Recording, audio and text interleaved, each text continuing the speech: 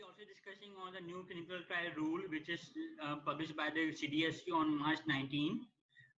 We will just again giving you the basic understanding and introduction about its classifications.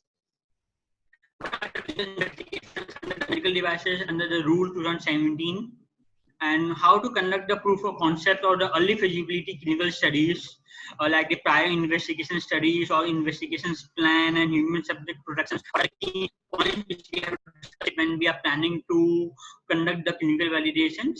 And some other what are the critical trial principles and what are the case studies I will be discussing in on the later of the presentations.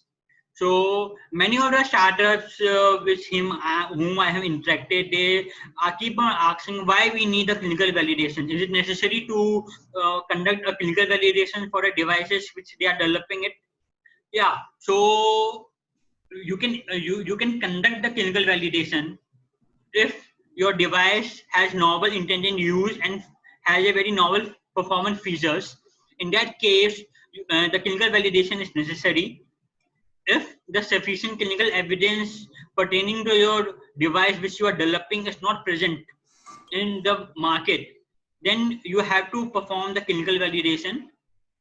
If your intent to market your device in European Union or in the USA, then of course the clinical validation data is one of the very prerequisite requirement to enter your product or to sell your product into this market.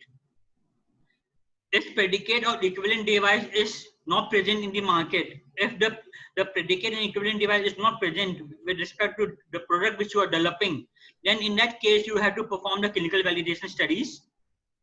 And also if you want to have to establish the clinical evidence data with respect to your device, in that case the clinical validation data become very necessary for the devices which you are developing. So now moving ahead, what do you mean by the predicate and equivalent devices?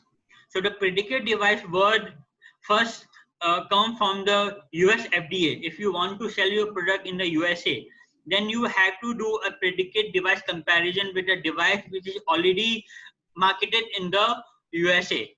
And you have to do all the comparison with respect to clinical, technical, biological parameters. So in that case, you can say that the device which you are developing right now has a complete comparison with the device which is already sold in the USA market.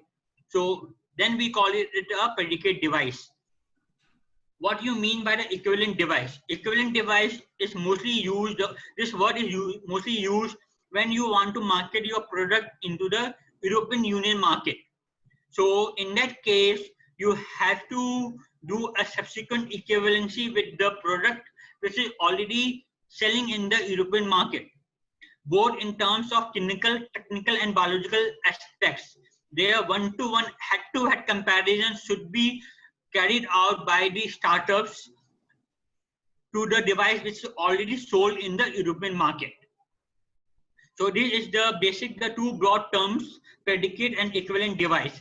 And here in India, the CDSU have used the word predicate device.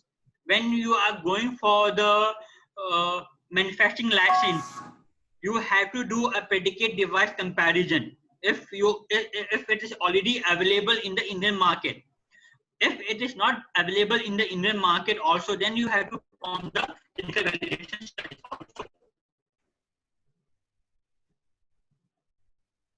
Now, what are the prerequisite requirements to plan and conduct the clinical validation studies? I have seen that many of the startups, they had randomly initiated the clinical validation studies, and they have missed many of the key aspects of the devices which they should cover when they are performing the clinical validations of the devices. So one of the prerequisite requirements is that they should have a test license for conducting the clinical validation study. Either you are performing a pilot clinical study or you are performing a pivotal clinical study. A test license is a compulsory requirement. You have to prepare certain documents and you have to apply to the CDSU to get the test license.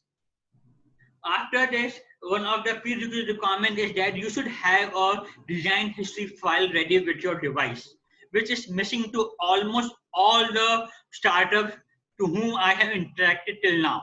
They don't know how to prepare a design history file, or they don't know what is the importance of having a design history file for a device which they are developing. So you have to prepare the design history file as per the clause requirement of clause 7.3 of ISO 13485 2016. We will be covering the next session on how to prepare the design history file. So other prerequisite requirement is risk management report. So when you are planning to conduct any clinical validation, you have to have a risk management report with respect to your device. Why the risk management report is necessary?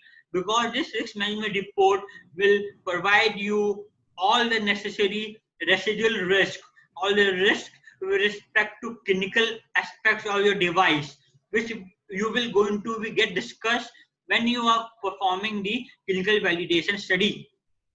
This risk management report will also let us know what are the hazards, what are the biological hazards, what are the clinical hazards, what are the functional hazards, what are the performance hazards with respect to your devices, and how you can able to assess all the risk when you are performing the clinical validation studies. So this is why the risk management report is very important before you initiate the clinical validation studies. Again, again you should also have a usability engineering report before you initiate the clinical validation study. You have to perform it as per the EN 62366-1 2015. You have to have a very much well detailed usability engineering report. Basically, usability engineering report will come under when we are doing the design review part. That's design review part is the one of the very key important section of design history file.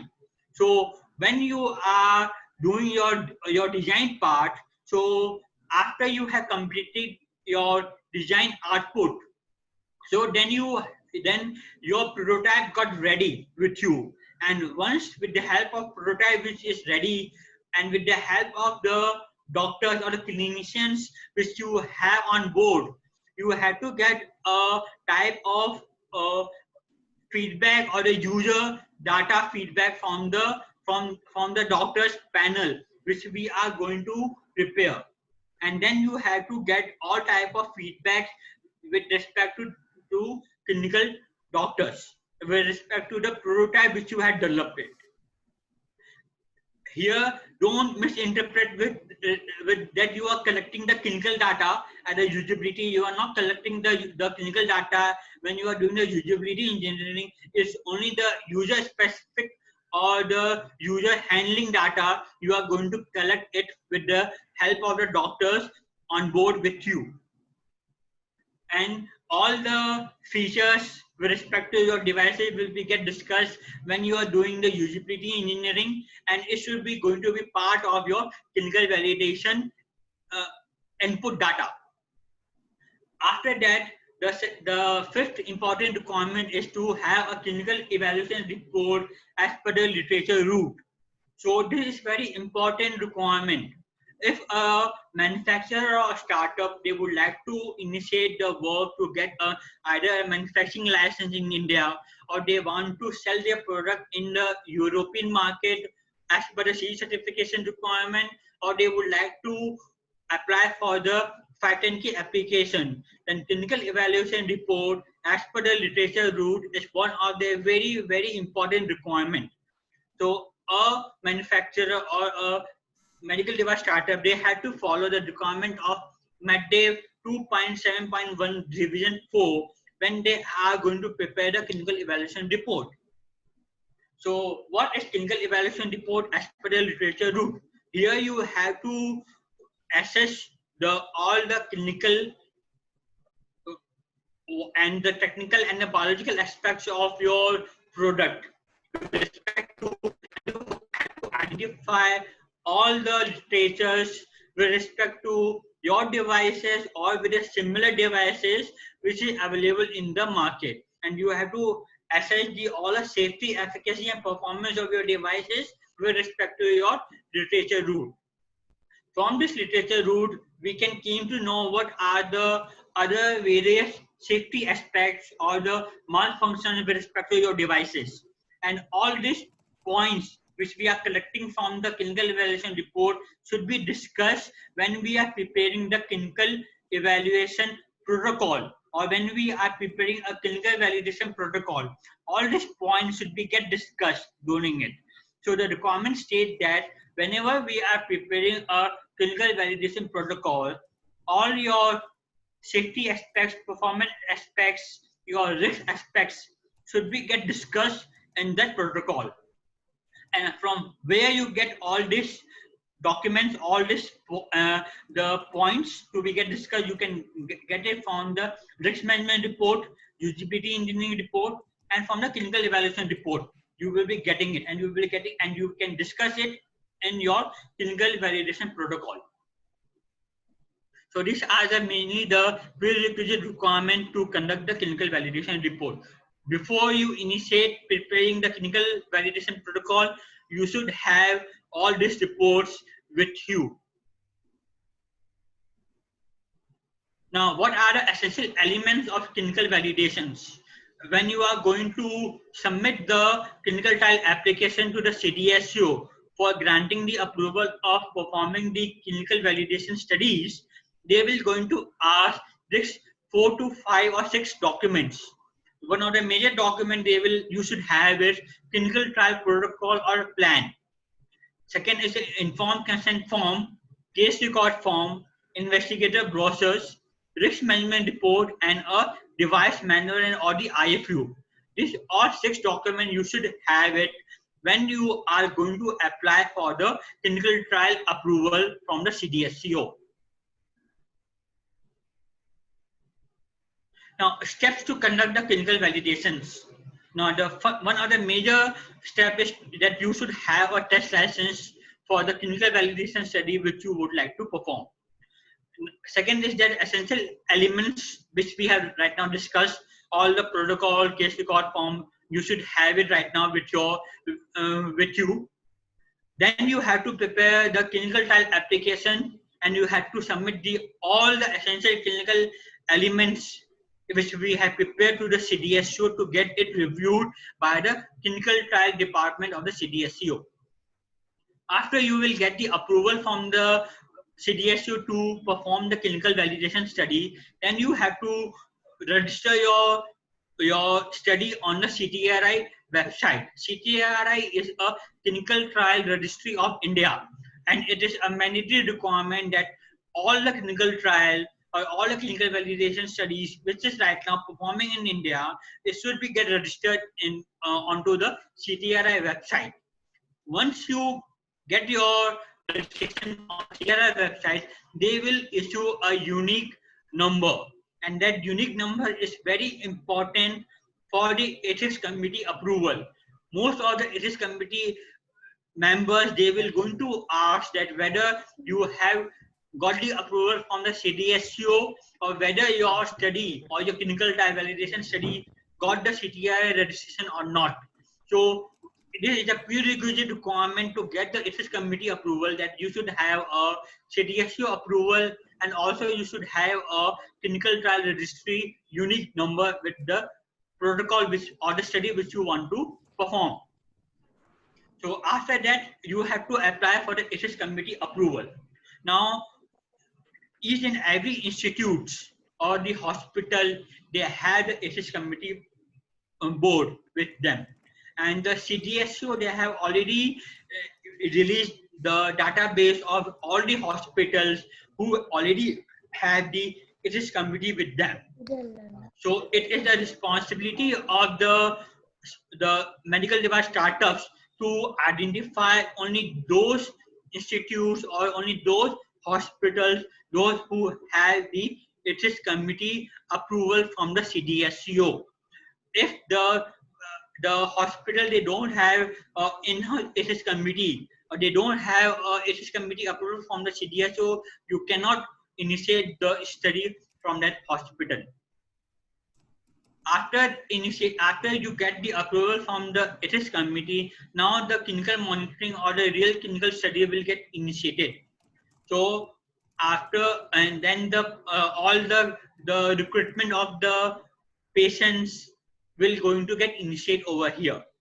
Once all the clinical monitoring activity will get completed, then site closeout will be happening, and then the clinical data analysis will be carried out with the help of the biostatisticians.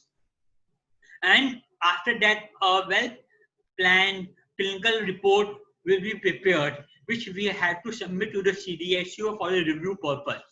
And after that, we can able to have a publication of our clinical data on the reputed journals also.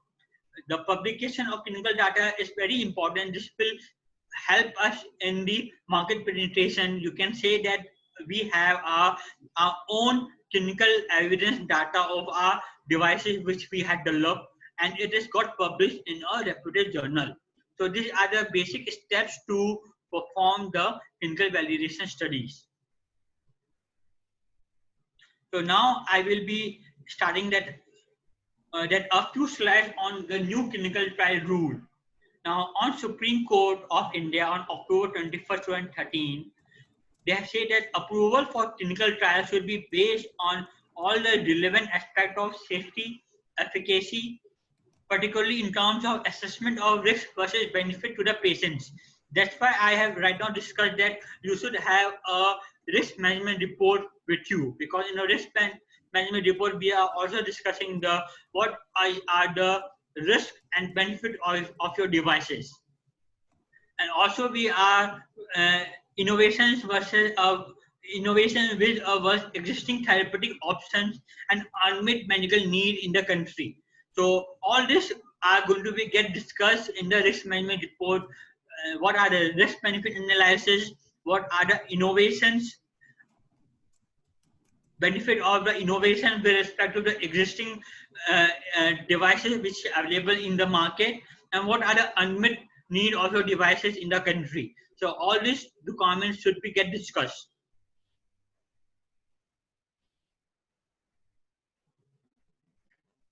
So the Supreme Court of India, several amendments and reports came after that, and finally a new clinical trial rule was published on March 19, 2019. So you can see this is the Gazette notification which is released on the new clinical trial rule on 19 March. It talk about the new clinical in the new drugs and clinical trial rules.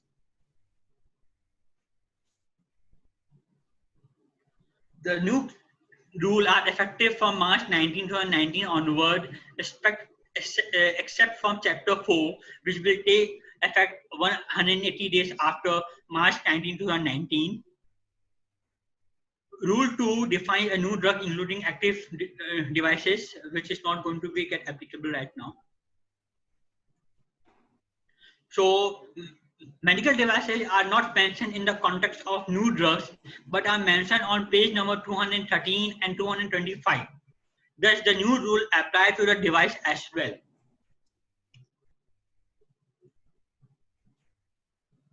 So the new rule will apply to all the new drugs, investigational new drugs for the human use. Also, it will be applicable to the devices also, and it also defines the adverse events. In case if any major adverse event is happening, what are the compensations a sponsor or a company who is performing the clinical trial they have to payable to the trial subject is also be well defined in the new clinical trial rule.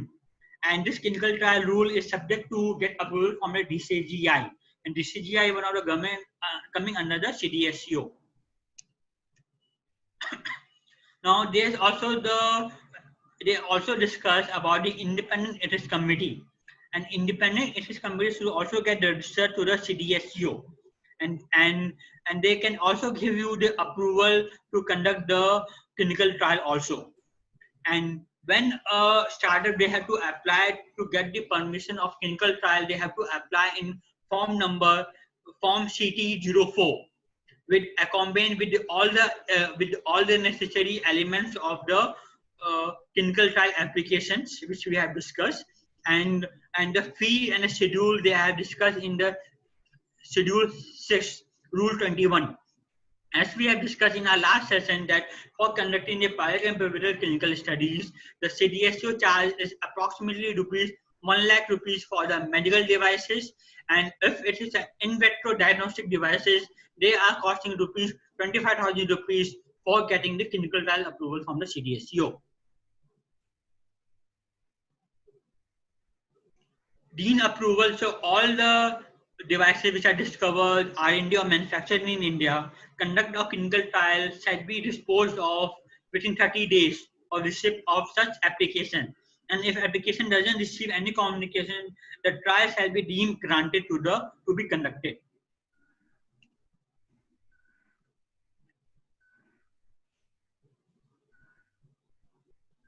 So, what are the contents of a proposed protocol?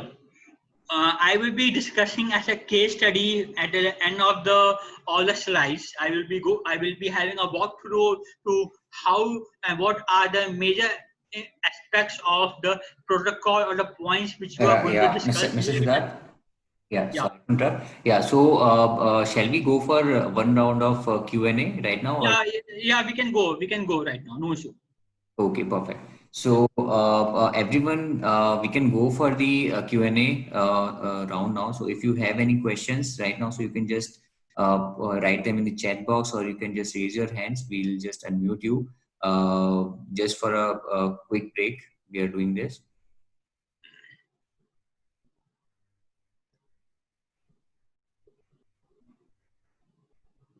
You can go on and type your questions, no issues.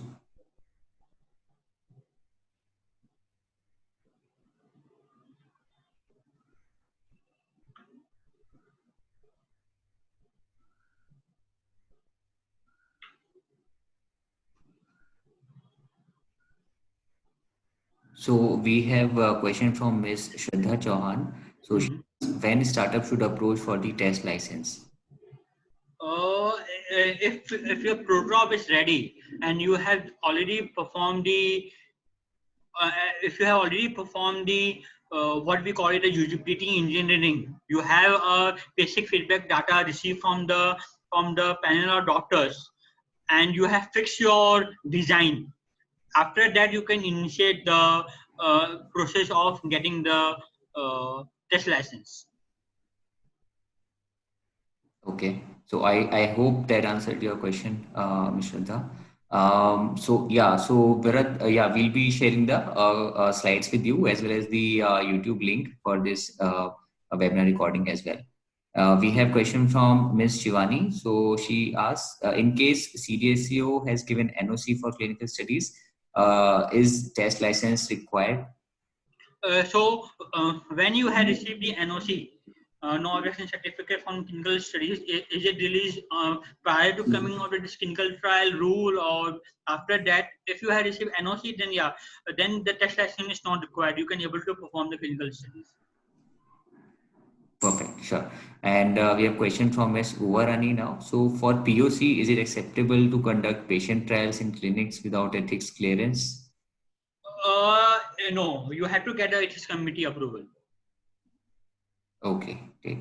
Yeah, so I think we have covered these questions now. Thank you so much, Ms. Shraddha. Thank you, Shivani. So yeah, I think yeah we can move on now. We don't have any such questions now. Yeah, we can take on later on the further questions. Yeah. Thank you.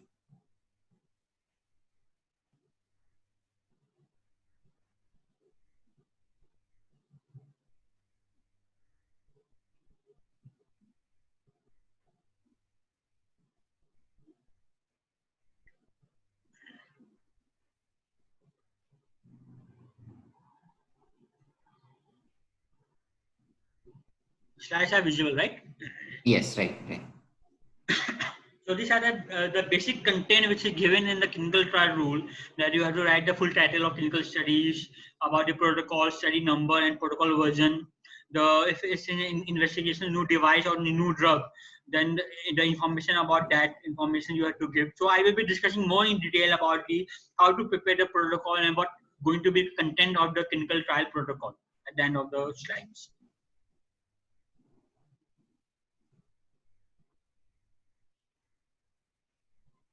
From clinical point of view, they are of different risk class, requiring different clinical. So here the main point is that, as we have discussed, that there are a different class of medical devices depending upon the risk-based category, from class A to class D, right?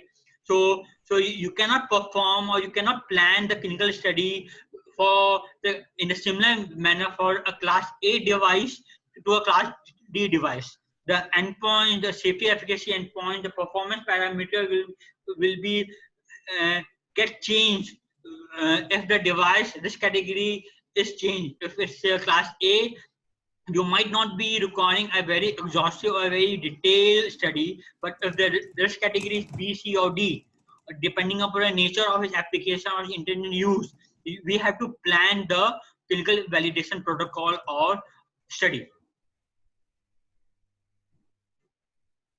So it is a typical medical device process that from the research and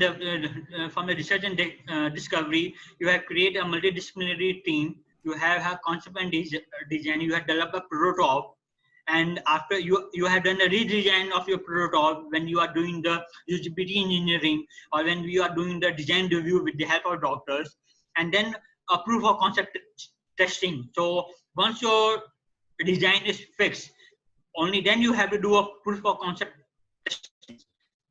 And then all the regular design phase and all the documentation as per the I have discussed about the CFR Part 820, which is the application requirement for the US FDA. ISO 13485 is also a requirement for the India, and the C certification requirement of all the European requirement. And then you are going for the commercialization or for the distribution of your product.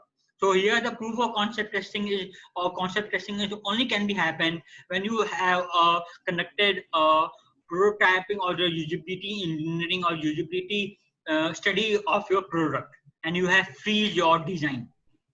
Because if you are not freezing your design, and if you have performing all this type of pivotal or pilot clinical studies, and after you have performed the study and you are again doing a major design change, which will be having a major impact on the safety, efficacy, and performance, then your study which you have conducted will be meaningless.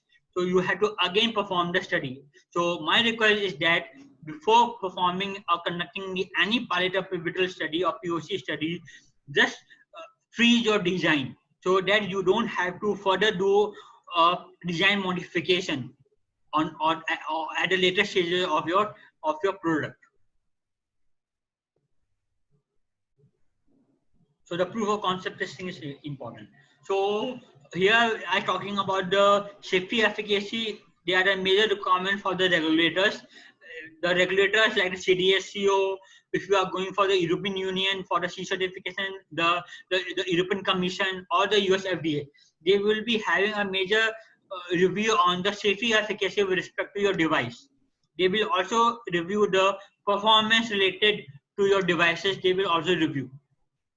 What for the payers, it will be the reimbursement code and the pricing, and for the end users, what are going to be effectiveness of your devices, how effective your device will going to work on the product which you are going to use.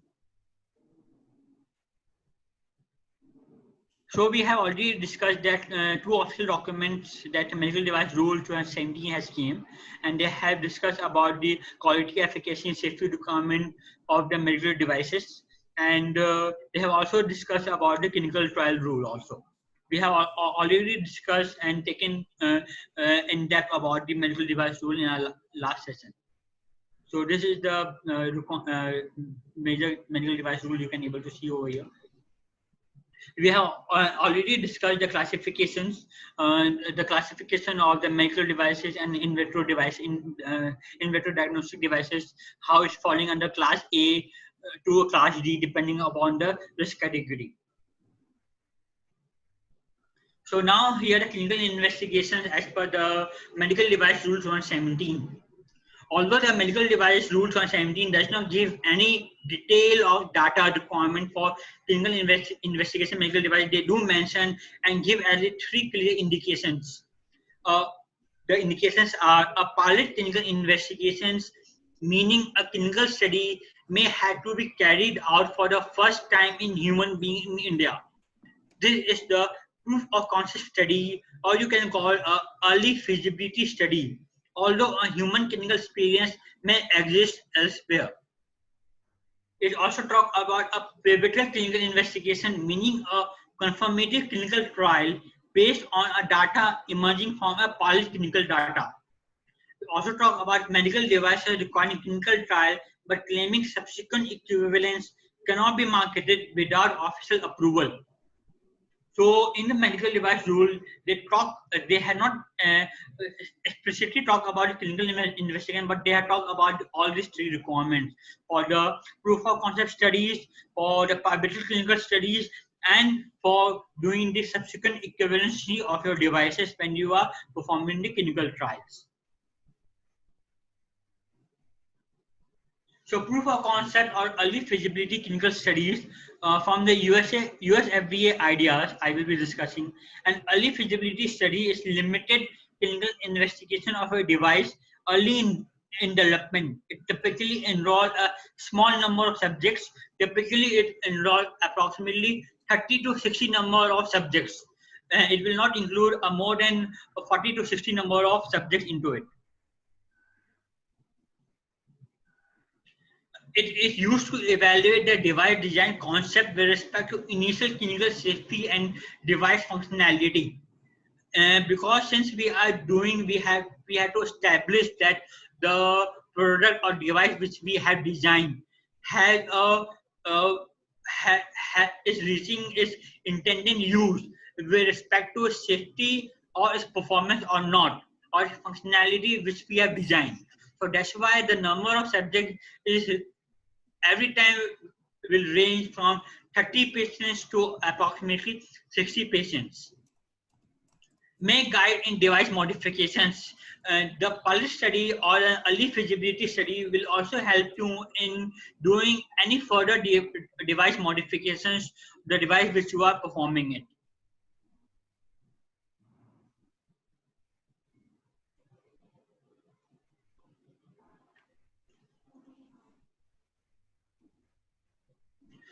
One of the important aspects is that whenever we are performing the clinical validations or the proof of concept or the early feasibility study, the device from where we are manufacturing for this clinical study which we are going to use, they should be followed all the current good manufacturing practice, or in terms of medical devices, we can call it should follow the ISO 13485 quality management system for the medical devices. They should follow all the manufacturing aspects, starting from the design, packaging, labeling, storage, solution, and servicing, up to the finished product. Then only you can able to say that you had developed around 1 batch or 3 batch or 2 batch of your devices, which is following the ISO 13485 requirement, and the devices is going to be get tested onto the patients. You cannot just randomly manufacture your devices without having all this compliant with respect to 13485 requirements. So what are the clinical contexts, the clinical conditions the device is intended to treat or access? Your early feasibility study will talk about what are the clinical conditions or the device is intended to treat, what are the standards of care, including the type and severity or risk and benefit is going to get associated with the current treatment options. What are the severity or potential risk and anticipated benefits? you can able to get this type of answers from the early feasibility studies, the rationale for exposing the target populations to the potential, and what are the design concepts, the design, the device descriptions, intended clinical use, conditions of use, intended in vivo environments where you are going to be get used, and what are the minimum design lifetime we have to discuss over here. A summary justification regarding the amount and type of information or data needed to support the initiation of early feasibility study we have to summarize over here. And we have to justify with the help of the biostatisticians also. When the proof of concept or the early feasibility clinical study is appropriate, it may be applicable when clinical experience is necessary because non-clinical testing is unavailable or inadequate to provide the information needed to advance device development. You have your device with you, but you don't you don't have a well proven non-clinical or bench testing data. You don't have a well educated data with respect to your your clinical or safety aspect. Then in that case you can able to perform the early feasibility or a proof of concepts. Therefore, the proof of concept or early feasibility studies can be conducted on new devices without prior clinical experience, and in some cases may also be conducted on devices with limited prior clinical experiences also. Examples include device previously used under a compassionate use approval in developed countries, device used outside of India in general, or marketed devices being proposed for a new indication are suitable for investigation in proof of concept clinical study. One of the main goals of the proof of concept study is to establish an exemption from the requirement of larger scale pivotal clinical studies.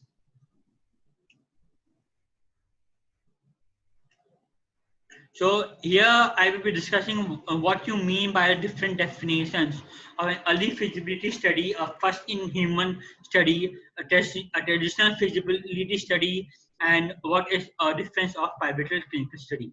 So a early feasibility study is a limited clinical investigation of a device early in development, typically before the device design has been finalized for a specific indication. Example, innovative device for a new or established intended use, marketed device for a novel clinical application. Then a first in human study is a type of study in which a device for a specific indication is evaluated for the first time in human subjects. So here we can call either a pilot study or a pivotal study or first in human study. These all three are the same thing. And for the early feasibility study, here you can say that you are doing it when you are doing the usability engineering of your devices. A traditional feasibility study is a clinical investigation that is commonly used to capture the preliminary safety and effective and performance information or near final or a final device designed to adequately plan and appropriate a pivotal clinical study. So here we don't have to do a traditional feasibility study. Mostly after conducting a first in human study or a pilot clinical study, we have to go for a pivotal clinical studies.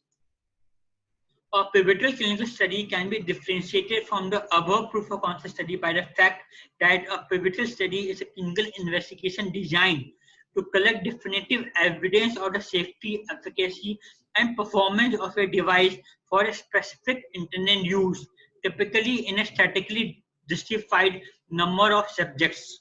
So here the word statistically justified and a well-defined clinical evidence is very important term over here. So here we are not going to do on a random number of subjects or patients. We have a well-defined statistical number with us, that why we are going to do it on 120 patients or 200 or 300 number of patients with the help of biostatisticians.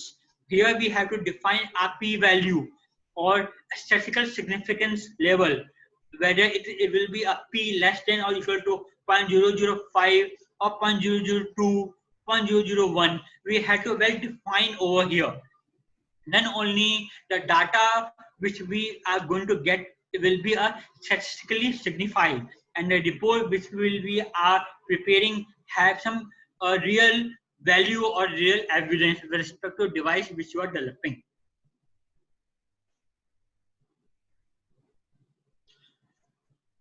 So here are the list of reasons of conducting the feasibility. Again, I am giving over you an overview. The clinical safety or device-specific aspects of the procedures, whether the device can be successfully delivered or implanted or used, operator technical challenge with the device used, human factors. Human factor here mean the usability engineering, because usability engineering is same what we call as the human factors. Clinical safety of your devices, whether the device perform its intended performance with respect to mechanical functions, making its intended measurements or not, whether there's any device failure or patient characteristic that may impact the device performance, like the anatomical and limitations, and also the therapeutic parameters like energy applied, charging, dose release associated with device, and all we can discuss when we are performing a well-planned proof of concept or early feasibility study. Relevant scientific questions which we can get it from when we are performing the studies are: what is the clinical conditions to be treated or assessed by the device? What is the standard of care for the clinical conditions and expected clinical outcome associated with the standard of care? What are the anticipated benefits associated with the use of the clinical device? Is the information included in the report of prior investigation adequate to support initiation of the study? Here, this means that we have to perform the clinical evaluation report with the literature route. When we are performing the clinical evaluation with the literature route, all the investigation or the prior study gets summarized in that clinical evaluation report, and we are doing it as per the literature route. Does the investigation plan include a thorough risk analysis, sufficient risk mitigation strategies, adequate human subject protection measures, and appropriate clinical study protocol? So already I have discussed that what is the importance of having a well-planned and exhaustive risk management report with your whenever we are planning to conduct the clinical studies. Is the benefit risk ratio justified and included in the investigation plan?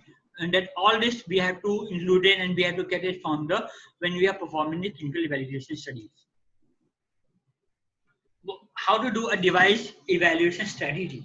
Device evaluation strategy for early feasibility study is very important, because you have to do a device evaluation for an early should be based on, again, here I'm talking about the risk benefit assessment of your device. Also, in general, for an early feasibility, the evaluation strategy should be focused on identifying the information needed to address the significant safety concerns of your device. So we have to see that what are the safety aspects or the performance aspect or the efficacy aspects should be discussed whenever you are planning to conduct the clinical studies, which is right now missing in most of the clinical trial or the pivotal clinical study protocol which I have seen on the many of the startups which they have prepared right now. They should also support what are the basic device functionality. If the device functionality, or you can talk in some other way, device performance. These both are the same right now. The device evaluation strategy is the best outlined in a table with the column heading given in the next slide. So here you can say that you can have, there are total 9 columns, how you can have a well-planned device evaluation strategy. You can have a device attributes, what are the potential failure with respect to your devices, potential device effect of failure, what are the potential clinical effect failure of your devices, you can able to write it out. And from a knowledge base, from the device design information, from the leverage non-clinical information, from the supportive clinical information, and the non-clinical device testing which you have already performed it. You have to prepare and you have to justify a very clear device evaluation strategy for your devices.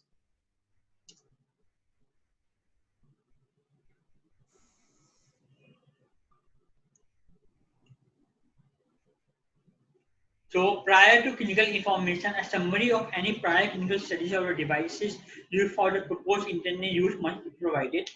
A proof of concept study, although clinical data may not be available for the test device for its proposed intended use, any relevant background clinical information should also be provided. It is not necessary that you should provide the clinical data with respect to your device only. Any data with respect to near to similar devices, you can also be able to provide when we are going to prepare the clinical protocol for your clinical studies.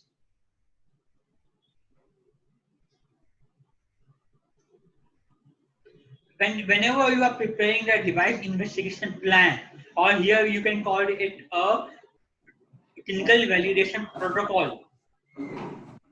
The investigation protocol should have a proposed study to reflect the novelty and other performance characteristics of the device and medical need. It should every time should discuss what are the novel features of the devices which you want to get marketed in the near future. Again, here it should discuss the risk analysis and risk part of the devices. The clinical protocol should have the objective that reflect the purpose of the clinical study.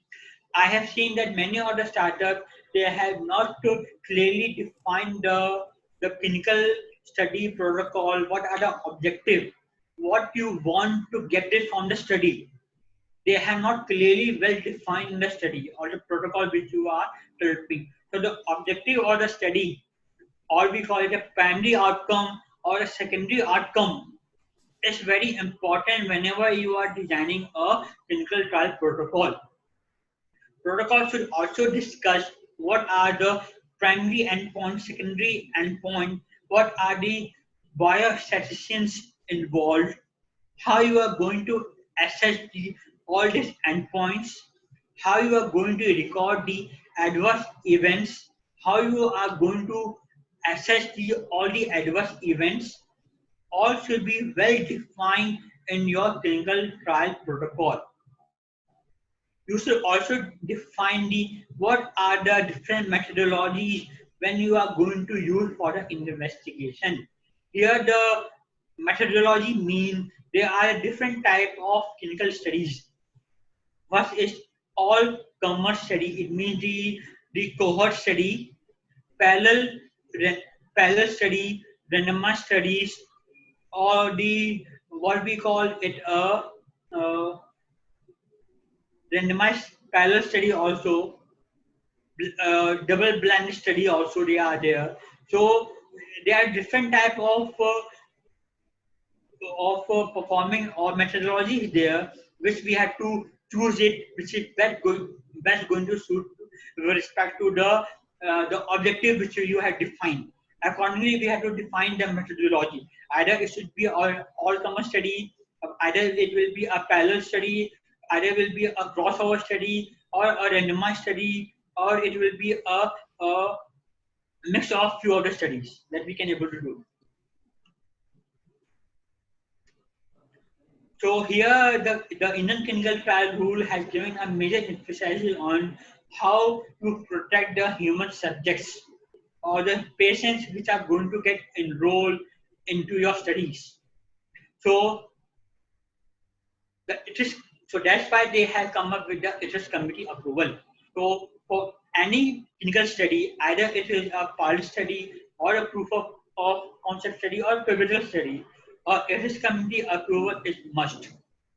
And obtaining informed consent from the patient is very important whenever you are performing the clinical study. Without getting an informed consent or consent from the patients, you cannot able to include that patient into your study. And it also discuss about your protocol should also discuss about the safety, severe adverse event and how you are going to monitor the severe adverse event, and in case of any major severe adverse event, how the compensation to the subject you are going to handle. You also had to have a well-planned SOPs and you have to discuss in the protocol. You also had to discuss what are the monitoring procedures that can be included in the investigation plan, and what are the data monitoring committee that you have to usually use for the non-randomized studies. It should be get discussed in the whenever you are preparing the clinical trial protocol.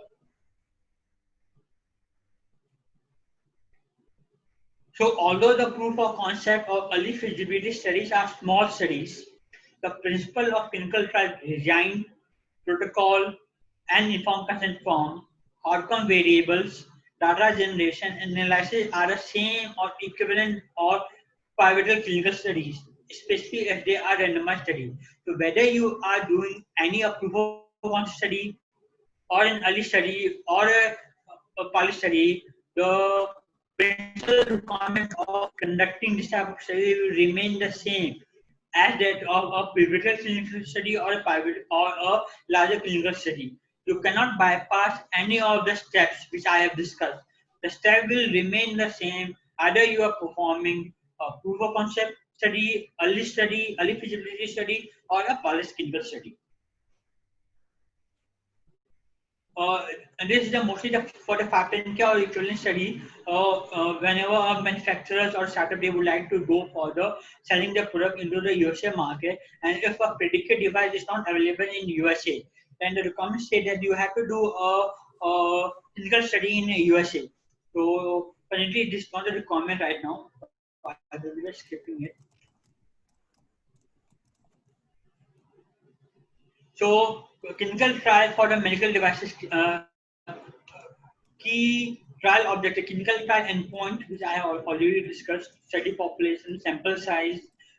Sample size here over mean that what is the total number of patients you would like to enroll in a typical study. For the pulse study, the recommended sample size is range between 30 to 60. And if you are going to conduct a pivotal clinical study, usually it is more than 120 to 150. Mostly is starting from 150 to more number of patients, so that the data which you will be getting have a really significant data or have significant or have a significant value in it. So I have discussed through there are different type of design, methodology, parallel study, crossover study. We have to have statistical plan, a follow-up plan, and we also have to well documented a plan of handling the missing data, because many of times many of the patients will not turn up. Suppose if you have a follow-up of around 4 week or 6 week or 8 week, and you have said that you have to do a follow-up of every week. So many a time, many of the patients they might not turn out. So you have to have a plan ready how you are going to handle the missing data. You can also have, you can do the interim analysis of the data, how you're doing the alpha spending or the stop or go rule. There are different ways.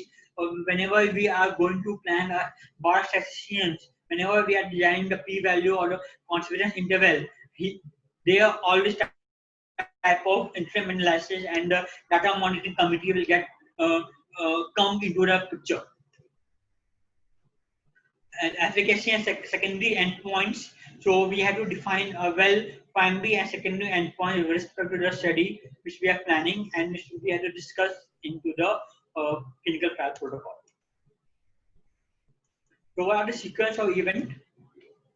Patient require a device. Patient is eligible for inclusion in this trial, because inclusion and exclusion criteria we have to well define, and accordingly the doctor, the clinicians who is a part of your clinical trial, they will accordingly do the assessment of the patient depending upon your inclusion exclusion, and then accordingly they will perform the study. Is the clinician willing to accept the randomization? So there are different ways of performing. So whether if you are performing a randomization study, So whether your clinician is ready to do it or not, whether the patient consent is obtained, patient formally entered on the trial. Once the patient has given the consent, only after that we can say that patient has formally entered onto the clinical trial. Before that, you cannot say that that patient is a part of your clinical study. This is very important aspect which we have seen that many of the startups they have missed this point. They have gathered the data, but they don't have a consent or they don't have the protocol, they don't have the well-defined protocol with them. So the outcome of the study will not be get justified. Are on study forms completed here? It means that when all the case record forms either it is get completed or not, is very important to see, and it's a responsibility of the site. At site, we call it a clinical research coordinator.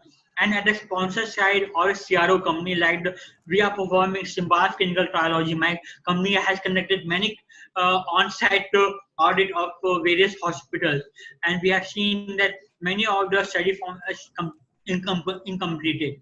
So it's a responsibility of also the sponsor, the CRO like us, and the hospital to complete all the case record form which is provided by the sponsor company or a clinical trial or a medical device starter company. How you are doing the clinical monitoring or the performance, it should be get to discuss how you are doing the query generation or cleaning of data, how the continuing of the trial, follow-up activities. Also, there are different sequence that one clinical trial should follow.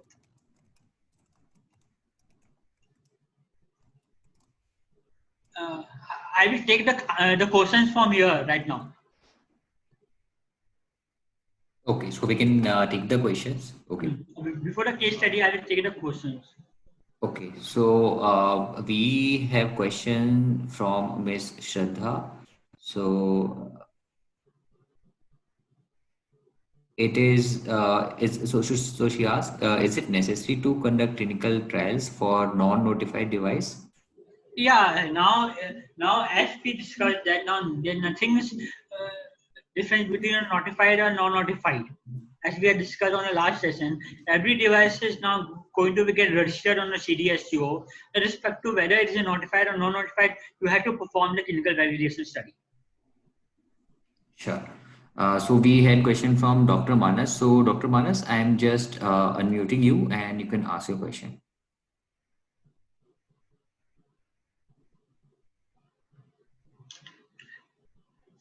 Dr. Manas? Wait, I'm just unmuting you.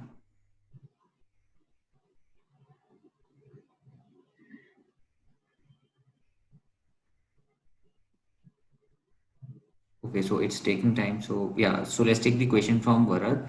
So he asked, from where can we get the test data of similar devices? You have to do a clinical evaluation with the help of literatures. You have to search the literatures on a different databases, and accordingly you have to you have to justify the similarity with respect to clinical, technical, and biological. So you have to do a well-planned and exhaustive literature study or literature review. You have to identify with the help of different literature study. You have to do it. From there, you can get the data with respect to your similar device. And how you can do the literature study, it is given on the requirement of MedDev 2.7.1 revision 4.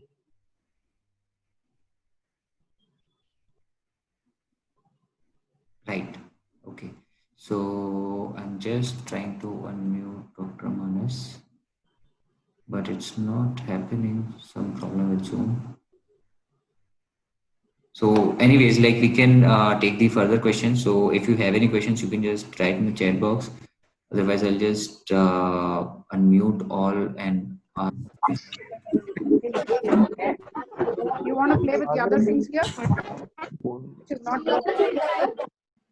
So, Dr. Manas, can you No, so the unmute is not happening from, I think, from Manas, Dr. Manas end.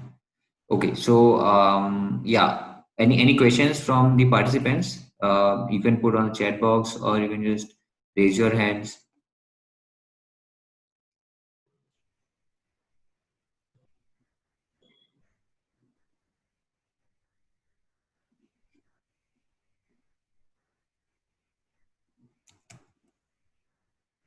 So otherwise, so this unmute is not working right now. I think, Dr. Manas, if you can just put your question in the chat box, that'll be great.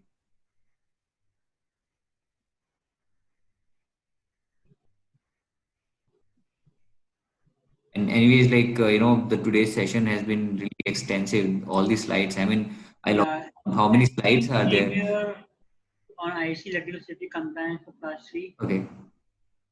Uh, yeah, you have to perform the electrical safety also.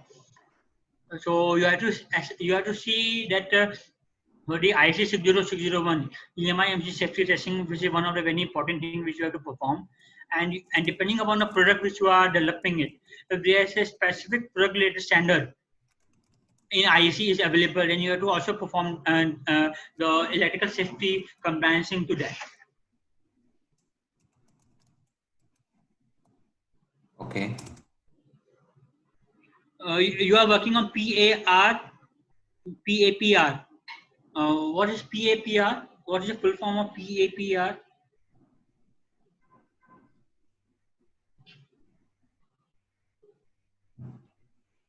By air purification respirator. I have to check it. I have to check it that yeah, definitely for the respirator and this there are different IC channels are available. So I have to check it out. What is the relevant part of the channel going to be applicable to you, and then we can able to discuss more in detail that how it will going to be applicable to your device.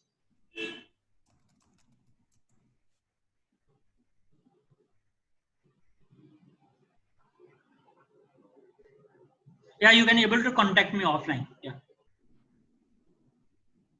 Yeah. So are you receiving any more questions on your personal chat, Mrs. R? No, I'm not receiving. It's fine. It's completed. Okay. Okay. So I think we also don't have any questions on the group chat, and yeah, so we have question from Ms. Shama Kothari. So she asked to share the examples on timeline taken for regulatory pathway.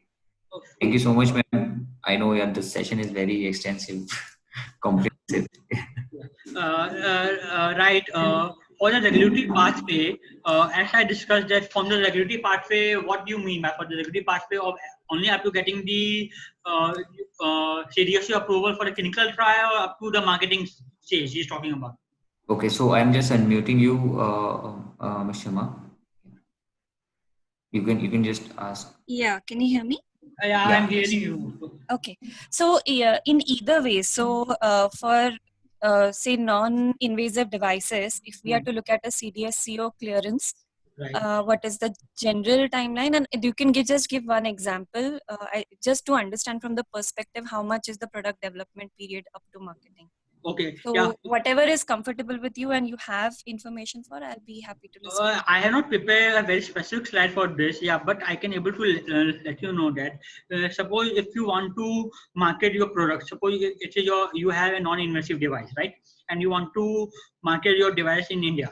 So let's say that is your proof of concept design is available or you have done it completed. Is the proof of concept design is ready with you?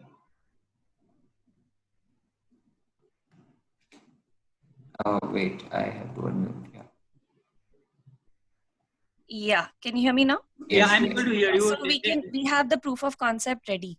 Yeah, so I will start from the proof of concept product ready. Since you have a proof of concept product ready, so now the requirements say that you have to apply for, and it's a very novel device, right? So you have to apply for the test license. right? For a test license, one of the principal requirements is that you have to do a contract with the from where you are going to manufacture the device. So the requirement state that contract agreement should be there between you company and the device where you are going to manufacture for this study. Suppose you are planning to manufacture 100 pieces. So typically for getting a test license, you can say around a 1 month timeline. You can able to say that you can able to get the test license in 1 month timeline. And on parallel way, see, many things here work on a parallel way.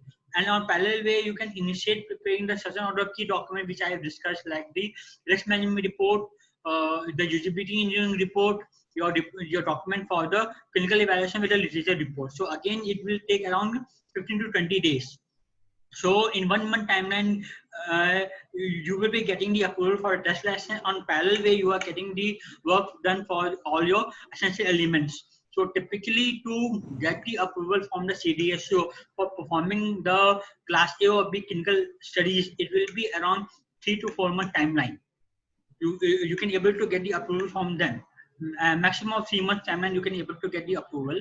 Once you get the approval from them, then you can able to initiate the study.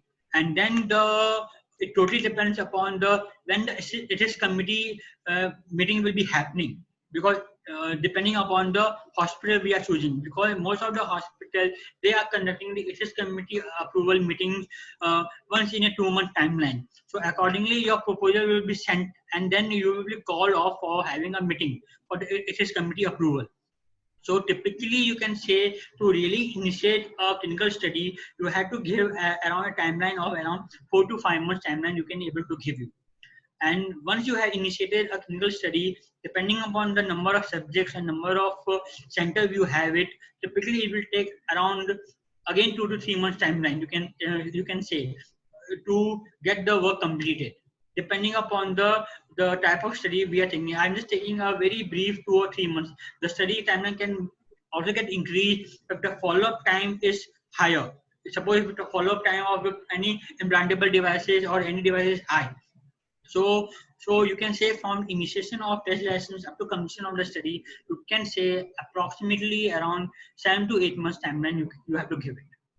Okay. 7 to 8 months timeline. Again, then you have to go for the manufacturing license. Then you have to prepare certain documents. So you can say that around 9 to 10 months or 11 months you have to give you to launch your product into the Indian market. Thank you. Thank you very much. Thank you. Thank you.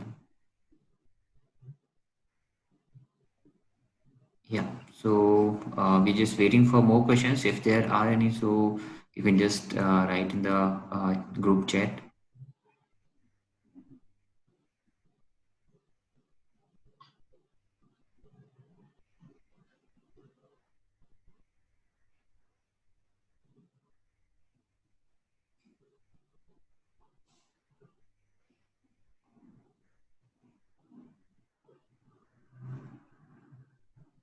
I think, yeah, we have covered most of the questions. Otherwise, yeah, we can take the questions. If we receive any, we can share with you, Mrs. Dar. So, Fine. Okay, I will start. Yeah, we can start again. Yeah, sure.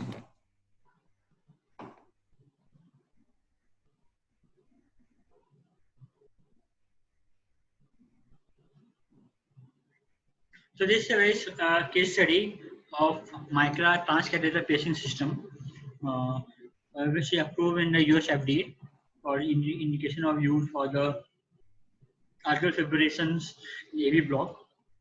So typically, I would like to here give you the more emphasis over here on these aspects like the criteria and rationals, and the what are the exclusion criteria, why it is very important, what are the inclusion criteria, these are inclusion criteria, and these are exclusion criteria. These are the very important things whenever we are planning to have a clinical study, because on the basis of this only the doctors which we are going to get in panel in this clinical study will going to enroll a subject. If we are not well define the inclusion student criteria, the number of subject or number of target subject will get reduced, or if, in many cases it can be happen that the doctor might not be able to recruit even a single patient if we have not well defined the inclusion exclusion criteria.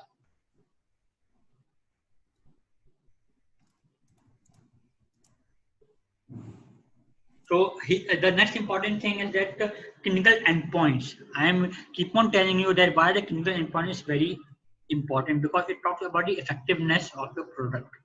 So it is the entirely the role of the biostatisticians how to calculate the what are the endpoints, what are the biostatistician level it will going to use it, what are the confidence interval. So with the help of a well planned biostatistician, we can able to define the clinical endpoints of the study. It also should discuss about the safety of your device. With the safety of your devices, where it is contraindicated, what are the safety points, and all these points should be covered. It should be coming when you are preparing the manual or when we are preparing the coming from the risk management aspects of the device.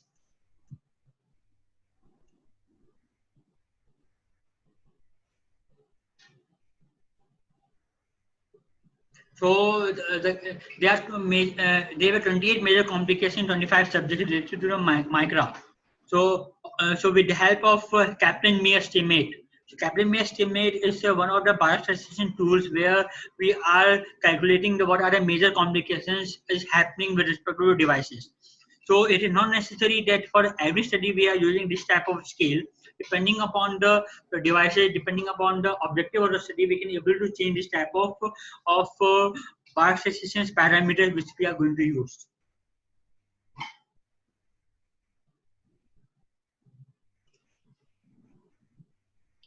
So POC or early feasibility study may be used to provide proof of principle and initial clinical safety data.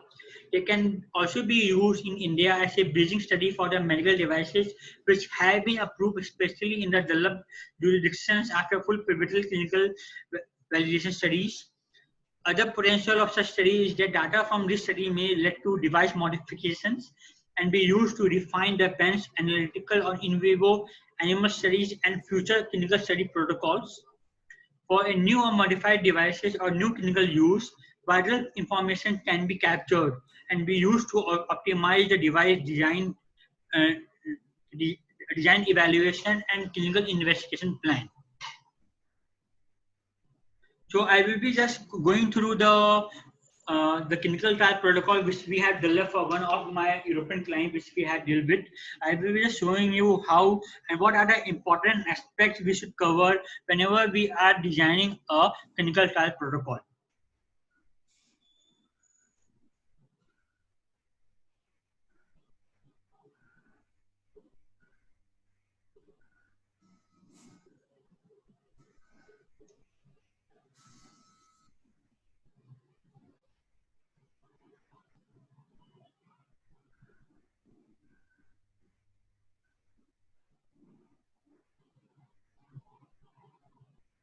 So here is a typical content which we can see. I will starting from here. Table of content starting from the. You can say that we have to write the protocol synopsis. I will just show you what do you call it. What do you mean by the protocol synopsis?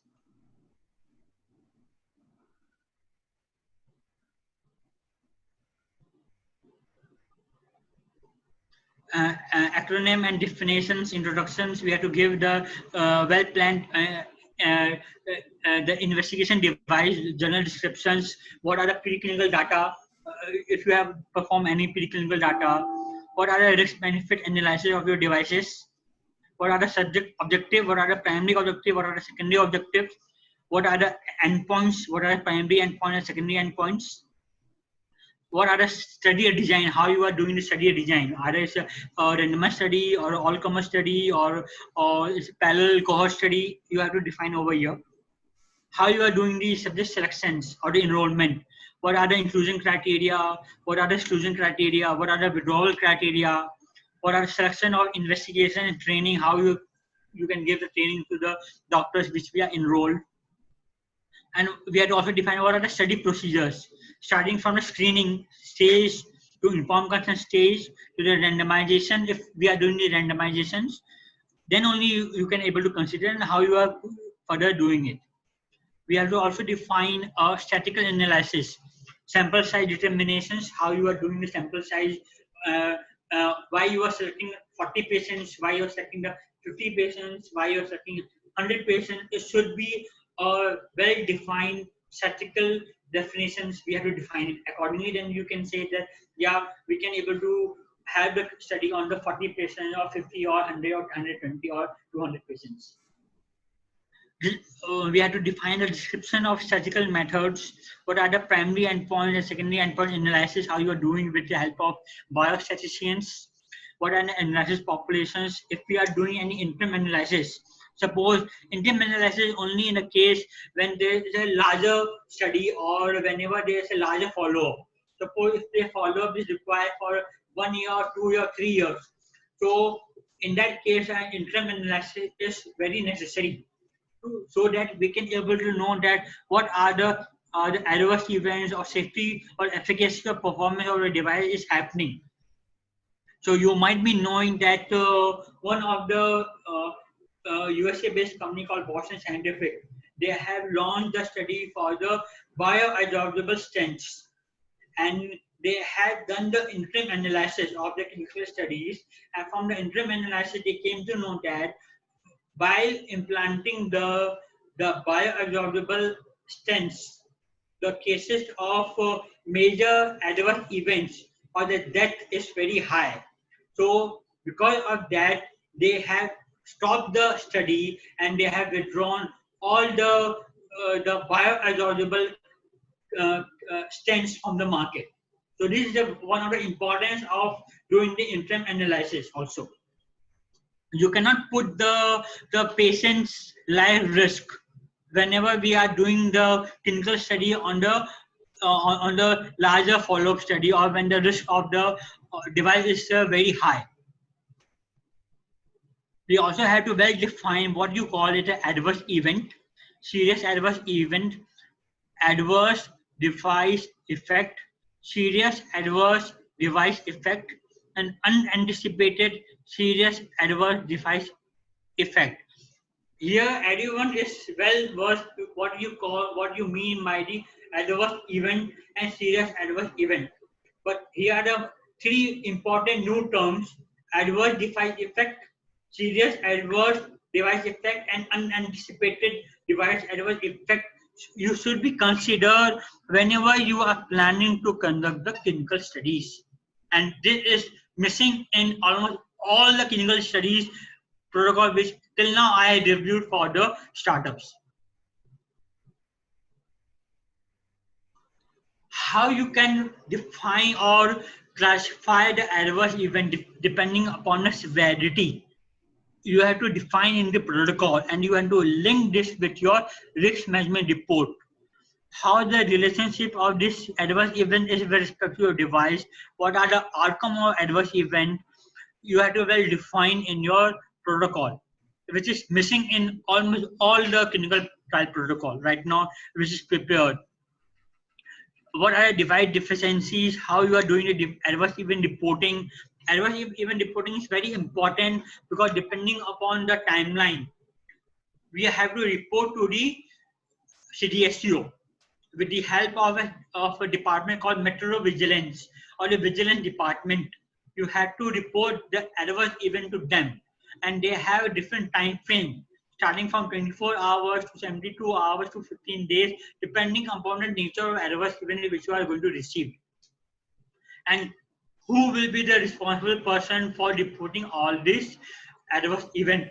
It is the responsibility of the startup medical device manufacturer, or is the responsibility of the investigator who is performing the study, or is the responsibility of a CRO company like us to report this type of adverse event to the CDSCO. We have to well define the role and responsibility of all these three stakeholders in the clinical trial protocol. What are the ethics committee and the compliance? Like for the statement of compliance, protocol compliance, institutional review board, subject insurance, confidentiality, we have to well define in the clinical trial protocol. How you are doing the monitoring procedures, data collections, and the processing, we have to well define in the protocol again. Then the study supplies, which is very important, and device accountability, like the packaging conditions, labeling onto it, inventory control, retention of records, study completion and termination of studies. here, why it is very important, it means that we had to perform the clinical validation study, as I discussed, in a which a device which is manufactured in a well-compliant current good manufacturing practice, or they have compliant all the requirement of ISO 13485 quality management system for our medical devices. So since it is an investigational device and it is not required to be get sold, so we have to prepare the labeling in such a way that it should be clearly demarcated to the principal investigator or the doctors that this device is not to be sold.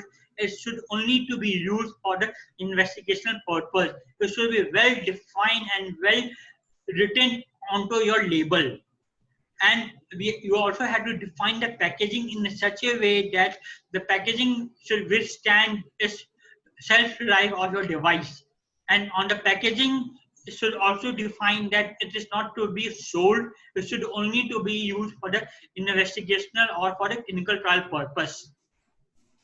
Suppose you are conducting the study on 100 patients, and each doctor have to enroll 10 patients, right? So accordingly you have to ship the medical devices to you. So depending upon the condition, you have to, if the doctor is enrolling 10 patients, then you can able to send 12 samples to 13 samples to them for the inventory. So the inventory control is very important, and all the batch record, the traceability should be maintained by the medical device startups.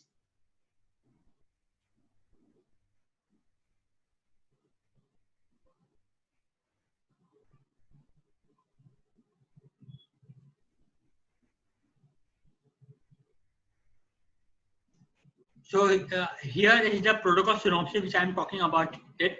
So the protocol synopsis is just a very small one-page document. You can say that it's talking more about the study purpose, what are the objectives, what are the study procedures, how we can be going to do it, what are the protocol number, what are the major protocol title, the detail of the sponsors, who are the sponsors representative, whether it is a multi-center study or prospective study, feasibility study, proof of concept study, we have to define over here.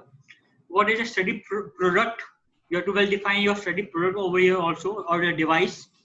Study phase, it is a post-marketing study, phase 4 study, whether it is a feasibility study, whether it's a first-in-man study, what type of phase we have to define over here. Study location, if you're connecting only in India, you have to define that you are doing it in India, and what are the regions of India you are doing it. There are very important things which I would like to know, that whenever you are planning to do a clinical study on a pivotal, you have to consider all the 4 critical regions of India. You cannot just plan and initiate the study. I'm talking about a pivotal study considering only into the one region of India. You cannot just perform in the southern part of India or the central India or the western India. You have to consider all the 4 corners of the India whenever you have to plan a pivotal clinical study. This is one of the mandatory requirements in the clinical trial rule. Why it is mandatory? Because the ethnicity of the patient is different. The patients in South India have different ethnicity with respect to the patients which is living in the central India or living in the northern India or the east or the eastern India. So the requirements clearly state that you have to consider all the 4 regions of the India whenever you are performing clinical studies. So the synopsis should also be define what are the follow-up subject populations, number of sites, what are the primary endpoints, secondary endpoints, number of patients, whether it is randomization or no, if it's not randomized, it's a single arm study. So what are the inclusion-exclusion criteria? So it's just a synopsis that we have to define. If there's an interim analysis we have to done it. So after how many number of patients, the interim analysis we have to do it. So we have to define over here.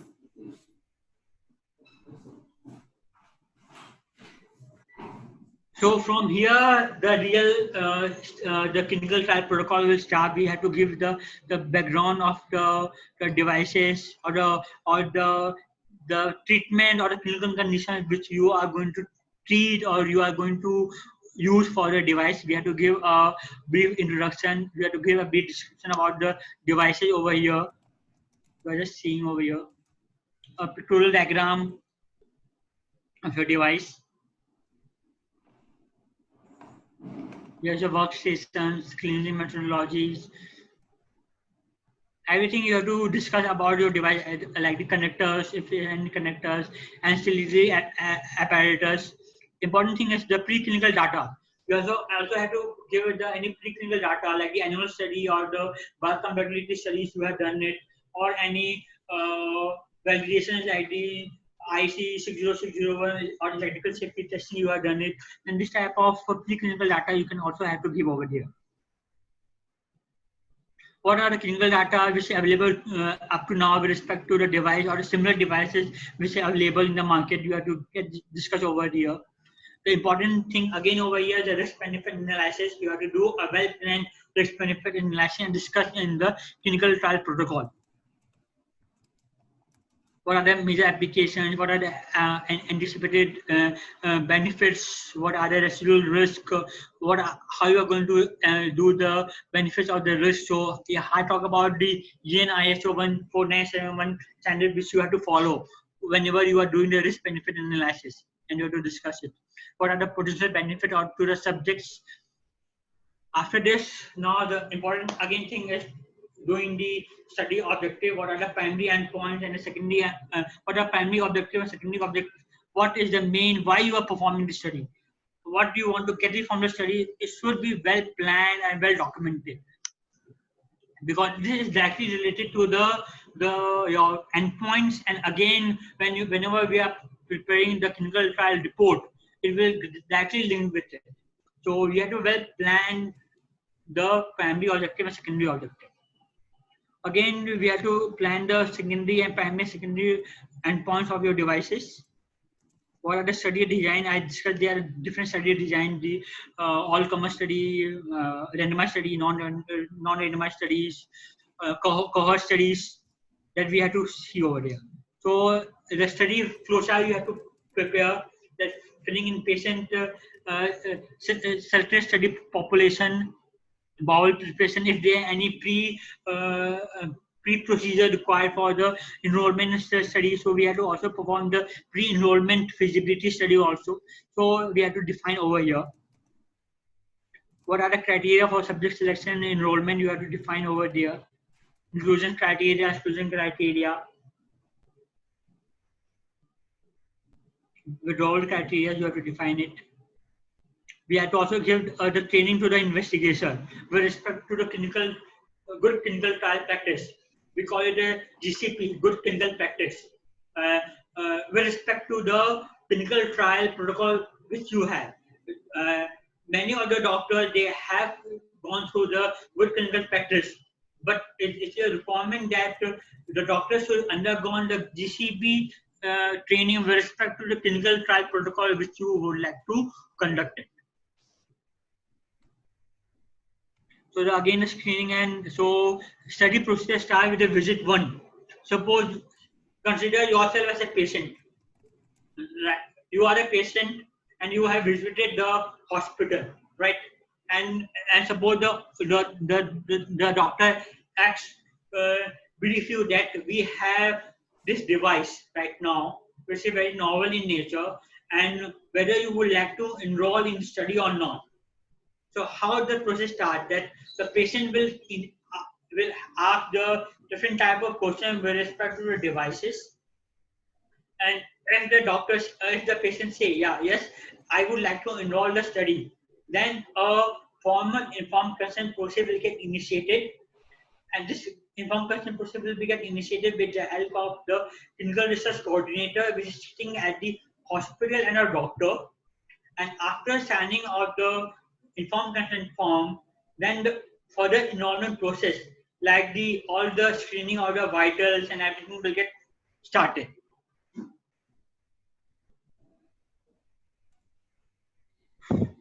Now the screen failures, colon preparation, they are all the feasibility analysis. Whenever we are doing the enrollment study, it will be including. So we have to also define with respect to your device. What are the enrollment criteria, and what are the pre-enrollment criteria also that we have to define over here. Now the important thing is about statistical sample determination.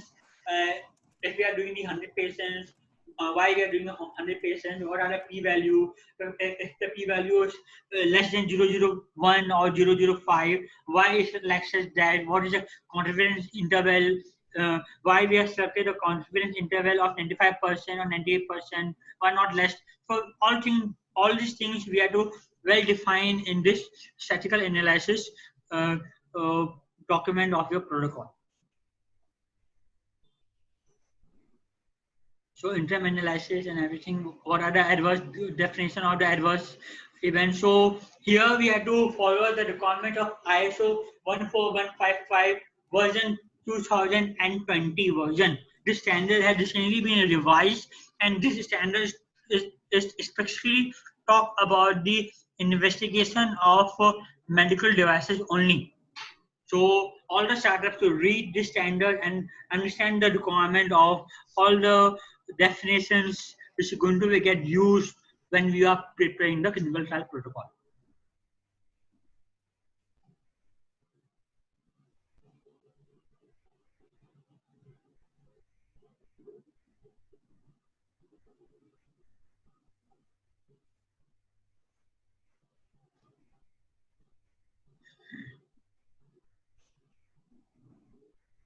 Yeah, I'm just showing you the schedule. On day one, when the patient came, the informed consent form will be happening, and the eligibility assessment whether the patient is able to get enrolled in the study or not. Then there are a pre-check of instruction which they have to do it, and then the patient is get enrolled. And then the follow visit, if there's follow visit, then there will be visit 2. So what you have to all check on the visit 2. So in the visit 2, you have to see all the assessment of patient bowel, you have to see. And then after 48 hours, we have to again contact them. So accordingly, we have to prepare the entire schedule to the patient, starting from the enrollment up to the site completion. How many number of visits they have to do it? If the number of visits is very frequent, can the offsite visit can also be happened. So a complete matrix system we have to prepare, and we have to get in the clinical trial protocol. This is just the example of different tools. There are different assessment tools. Like for if you are developing processes or anything, then there are gate tools are there. So if you are having a pain device, so there are pain skills are available. If you are having any advanced wound care device, so there are different type of tools which we have to see, we have to search, and then accordingly we have to get discussed over there. Accordingly, the data analysis will be happening over there. Like here I was just seeing the grade 1, grade 2, grade 3. Suppose I'm just giving you the diabetic foot ulcer devices for the advanced wound care, right? So there are different grade of diabetic foot ulcer, and there are different treatment regimes. So depending on the grading, you can say that what are the effectiveness of your devices, what grade of diabetic foot ulcer or the wound care it will going to get used. So this type of grading system is very important with respect to devices which you are developing. This is just the document. This is the case record form which we have to prepare with respect to devices, which I talk about it is a very essential element. This is one of the very essential element case report form which we have to prepare. It will include all the site number, subject initials, on what date the information has been happening, the date and number, when the process is happening, what are the patient age, gender, patient height, and what are the conditions, pre-check conditions, and everything should be get discussed and well detailed and planned into this. You can just see the depth of the document or checklist which we have to prepare when you have to a well-planned and exhaustive clinical study. So you will get the approval in India, USA, and Europe. So you don't have to do a multiple time the clinical studies. So you have to plan the clinical study in such a way that we are helping all the startup to plan the clinical study in such a way that in the single study you can able to get the approval for the India, for the Europe, and also for the USA country if you want to get into the different markets. So I hope this session is good. I would like to know if you have any questions, I can able to answer. Sure. So we have the question from Mr. Manish. So he says, if you are using FDA or equivalent authority approved device and applying AI model on its results to make it more accurate, do we need clinical trial license and follow all these protocols? No, can you just let? Yeah. So, Mr. Manish asked. So I'm also putting on a group chat. So it's a quite long question. So that's why I'm just put over there. Yeah. If you are using an FT or equivalent FT approved device and applying a model on it, results to make it more accurate, do we need clinical trial license, clinical and follow all the protocol? Yeah, you have to do it. Reason being, you are using an AI model, and the device which is right now available in the market is not AI.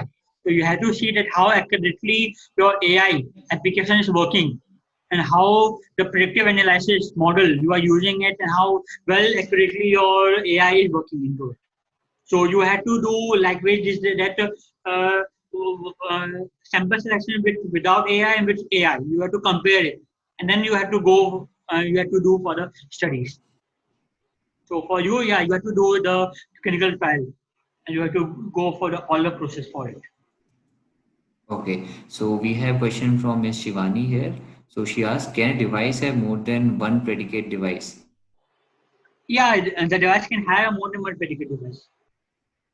Yeah, but the requirement state that whenever you are going for the USFDA approval or for the European Union approval, you have to do the equivalent device analysis or predicate with only one device.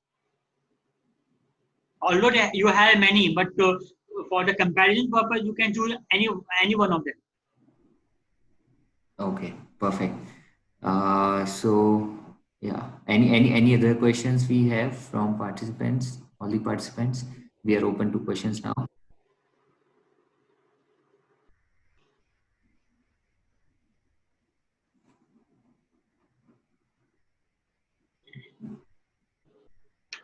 Okay, great. So I think Mr. Siddharth will be needing these slides as well. Yeah, Because, definitely I'll say you. yeah, right. So because I also lost the count of number of slides. I think they were around like 50 slides you had. Yeah, because the clinical trial is very exhaustive. I have not Yes. included many points right now Hmm. because the having a session on clinical trial is still 1 or 2 day. Right. So it's very exhaustive because I have not explained you how to go for the clinical trial, what are statistical analysis, how to do it. I have skipped Hmm. many of things right now. I Great. just give you a brief overview right now. We can plan to have a more detailed session on one topic later on when we have a face-to-face sessions. Yes. So we can do the one-to-one sessions as well. Yeah, So right. if we receive any query regarding that, so we Yeah, can COVID will get over. guide it to you, right? So I think yeah, we can end the session right now. So yeah, thank you so much everyone for joining. So I'm just sharing the link for the next session as well.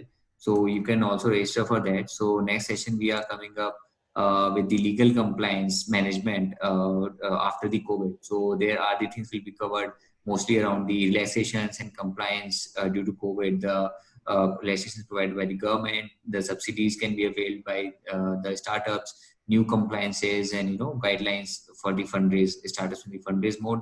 So you can have that.